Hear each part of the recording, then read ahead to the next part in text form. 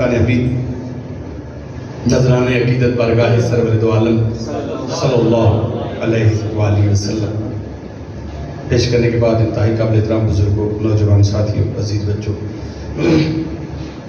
یہ موضوع سمیٹنے والا نہیں لیکن سمیٹوں گا کہ ہم نے اگلے جمعۃ المبارک میں ایک اور ضروری اور اہم موضوع ہے، اس کے بارے میں انشاءاللہ گفتگو ہوگی۔ لَقَدْ جَاءَكُمْ رَسُولٌ مِّنْ أَنفُسِكُمْ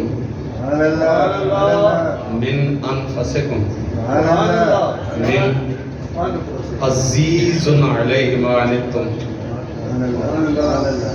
حَرِيصٌ عَلَيْكُمْ۔ آج اسے مکمل کرتے ہیں، اگرچہ میں عرض کر رہا ہوں کہ یہ سمیٹنے والا یا اتنا مختصر موضوع نہیں ہے، لیکن کوشش ہوگی۔ یہ میرے تھوڑے سے مصروفیت کے ایام ہیں۔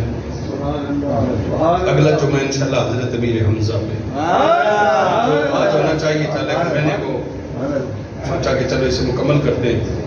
تو حضرت امیر حمزہ رضی اللہ عنہ آپ کے حوالے سے اگلا جمعہ مبارک ہر وقت تشریف سارے حضرات آئیے گا۔ آج اسے مکمل کرتے ہیں۔ عزیز علیہ ما عنتم حریص علیکم۔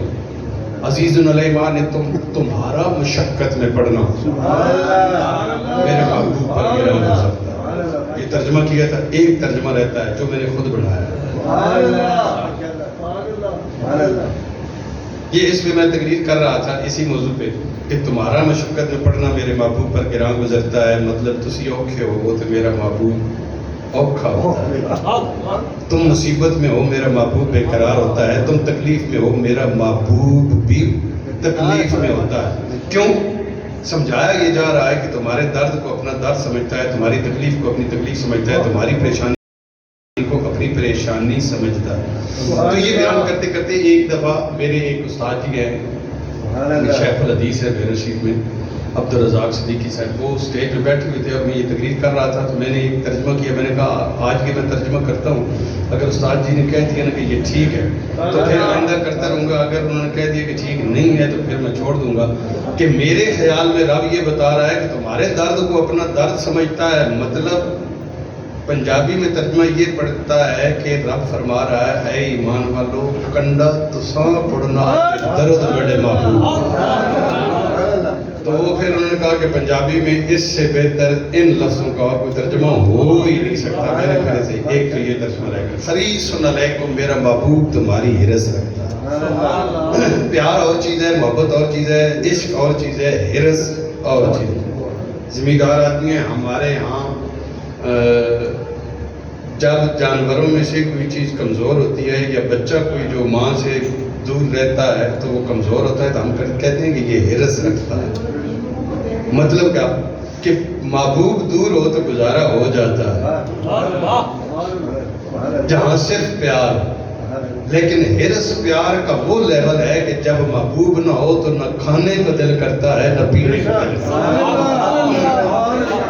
حرص محبت کے اس معیار پہ ہے جہاں اس کا وجود کمزور پڑنا شروع ہو جاتا ہے، کچھ کھاتا ہے تو اسے لگتا نہیں ہے، اس کے وجود پہ وہ خوراک اپنا رنگ نہیں دکھاتی، وہ کمزور ہونا شروع ہوتا ہے۔ تو رب فرماتا ہے تمہارے ساتھ میرے محبوب کا پیار کچا نہیں ہے، اس حد تک پیار ہے، اس حد تک تمہارا ہے، یہ میرا محبوب خیال رکھ، اتنی حرص رکھتا ہے۔ بالمؤمنین رؤوف الرحیم، اور مومنوں کے ساتھ یہ ویسے بھی رحمت للعالمین، سارے جہان کے لیے رحمت ہے، لیکن اس کی رحمت سارے جہان کے لیے ہے، لیکن جب معاملہ ان کا آ جائے جو اس کا کلمہ پڑھنے والے ہیں تو پھر اس کی پیار اور رحمت کی حد اور ہو جاتی ہے، انداز اور ہو جاتا ہے، رنگ بدل جاتا ہے۔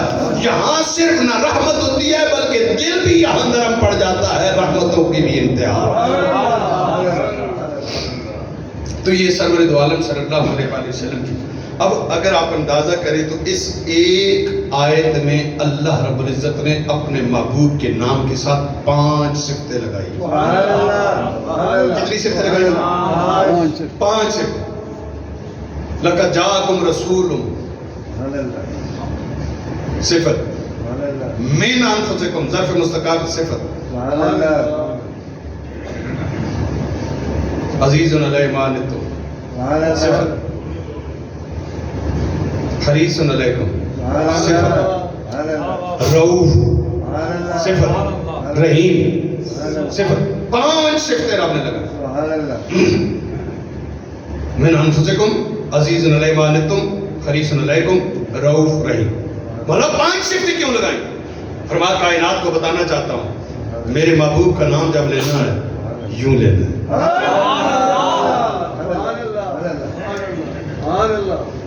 صرف پاک پیغمبر نے فرمایا نہیں، غلط ہے. وہ جب محبوب کا نام آئے میں یوں کہتا ہوں یا ایھا المزمل، یا ایھا المدثر، میں نام نہیں لیتا. صفتوں سے مخاطب کرنا میں رب کی سنت ہے.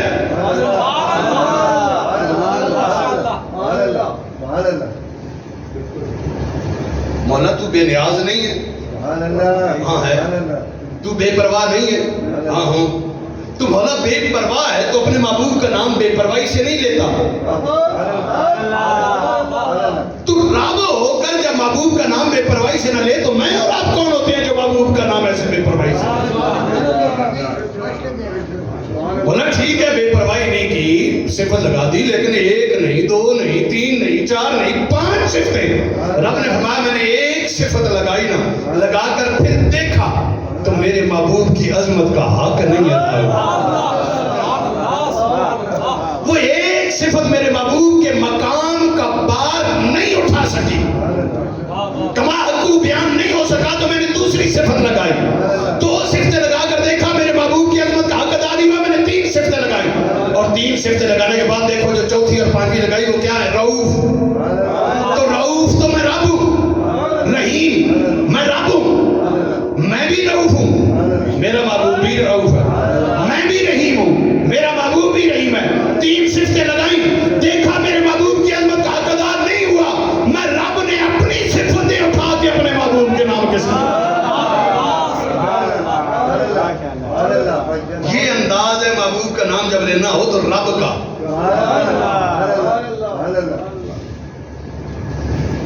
اب ایک نیا مذہب ہے، وہ اشرف بھائی آپ وہ کہتے ہیں صرف قرآن، صرف قرآن، جو دین ملے صرف قرآن سے ملے. عرض کرنا چاہتا ہوں ٹھیک ہے، جو مسلمان ہے کلمہ پڑھتا ہے، کلمہ پڑھنے والا ہے اور کہتا ہے میں مسلمان ہوں، قرآن کو مانے بغیر اس کو گزارا نہیں.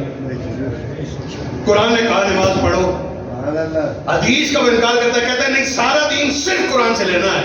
تو صرف قرآن سے نماز کا طریقہ نکال کے دکھاؤ. نماز جو تم پڑھتے ہو کہاں سے تم نے نماز سیکھی ہے؟ کہ ہم تم کرتے ہو کہاں قرآن میں لکھا ہے کہ اس طرح کے ہم کرنا ہے؟ ہاتھ تم باندھتے ہو کہاں قرآن میں لکھا ہے کہ تم نے یہ ہاتھ باندھنے؟ رکوع تم کرتے ہو، رکوع کا حکم ہے لیکن رکوع کرنا کیسے ہے؟ کہاں لکھا ہے؟ اور قیام میں پڑھنا کیا ہے؟ ثنا پڑھنی ہے، فاتحہ پڑھنی ہے، فاقرؤ ما تیسر من القرآن، جو قرآن میں سے مل رہا ہے وہ پڑھنا ہے. یہ انداز تمہیں نماز کا کہاں سے ملا ہے؟ روزہ رکھنا ہے، کھولنا ہے، روزے کی ضروریات کہاں ہیں؟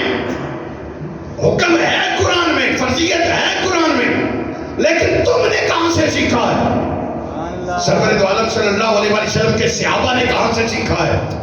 امام الانبیاء نے فرمایا صحابہ نماز سیکھنی ہے یا رسول اللہ سیکھنی ہے، فرمایا یوں نہ پڑھا کرو جیسے میں پڑھتا ہوں، یوں پڑھا کر تو پڑھا کرو جیسے مجھے پڑھتے ہوئے دیکھتے ہو تم.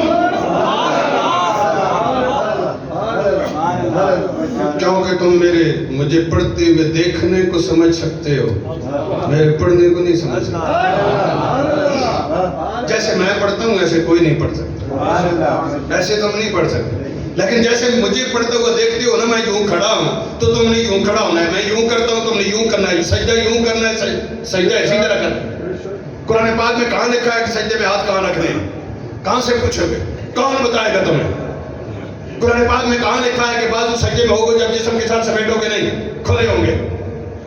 تم نماز ہاتھ یہاں باندھتے ہو یا یہاں باندھتے ہو، کوئی آبجیکشن نہیں. لیکن مجھے بتاؤ قرآن میں کہاں لکھا ہے کہ تم نے یہاں باندھنے یہ یہاں باندھنے؟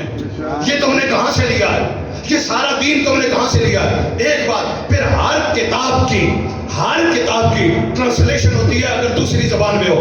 مجھے بتاؤ تم یہ ٹرانسلیشن کہاں سے ملی؟ قرآن کس نے سمجھایا؟ صحابہ کو.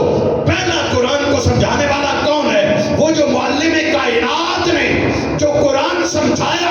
تم اس سے ہٹ کر تمہارا کوئی اور باپ نکل آیا ہے جس سے تم قرآن سمجھنا چاہتے ہو، یا تم ان سے زیادہ سمجھنے کے سمجھانے والے ہو؟ ابو بکر عمر سے، عثمان و علی سے، عبداللہ ابن مسعود. حضرت عبداللہ، ڈی ٹریک ہو رہا ہوں لیکن یہ مسئلہ آ گیا ہے اس لیے ضروری. حضرت عبداللہ ابن مسعود، سبحان اللہ، یا اللہ خیر. حضرت عبداللہ ابن مسعود، سرور دو عالم صلی اللہ علیہ وسلم نے فرمایا جس نے قرآن کو یوں سمجھنا ہے جیسے رب نے نازل فرمایا، اگر یوں سمجھنا ہے اور یوں تفسیر چاہتا ہے تو عبداللہ ابن مسعود سے سیکھا.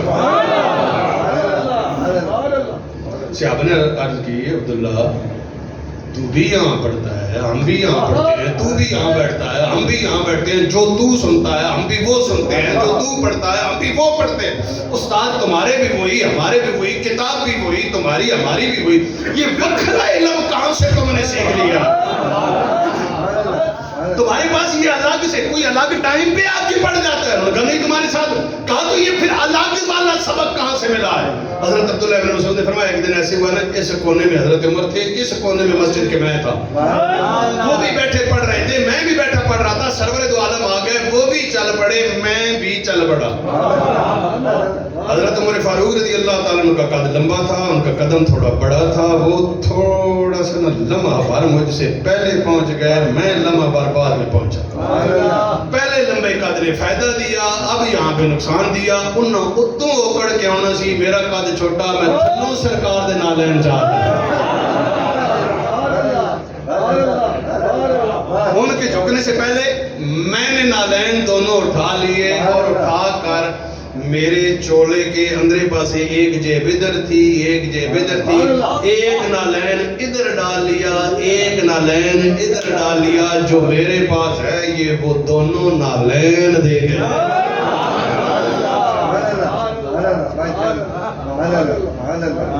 پڑھو نا حضرت عبداللہ ابن مسعود. تو کہتے ہیں حدیث کچھ نہیں ہے. جن کے متعلق سرور دو عالم فرما رہے ہیں اس سے بہتر قرآن کوئی نہیں سمجھتا. جیسے رب نے نازل فرمایا اگر ویسے کسی نے سمجھنا ہو تو وہ ایک آیت کی بہت ساری تفسیریں ہوتی ہیں، بہت سارے مطالب، لیکن جس معنی میں رب نے اتارا وہ سمجھنا ہو تو عبداللہ ابن مسعود سے پوچھا. لیکن ایک اور نکا سا مسئلہ بھی اس کے اندر ہے. یہ اس کا جواب ہے جو مولانا برادرم حضرت صاحب، رسپیکٹ کے ساتھ نام لے رہا ہوں، جو یہ کہتے ہیں کہ ان کا خیال آئے اور پھر جس نے کہا اور جو اس سکول آف تھاٹ کو فالو کرتے ہیں. برادرم بھائی جان اصلاح کے لیے عرض کر رہا ہوں کہ جب وہ نالین تھے تو نماز کا وقت آیا. اب جب سرور دو عالم صلی اللہ علیہ وسلم نے جانا ہے تو نالین تب واپس رکھنے، نالین ادھر ہی ہیں. وہ ہاتھ باندھے ہیں، رکوع میں جاتے ہیں، سجدے میں جاتے ہیں تو نالین پاکٹ سے نکل کے گر جائیں گے. خیال انہیں نالین کی طرف نہیں جاتا ہوگا. وہ ہم نے موبائل ڈالا ہوتا ہے نہیں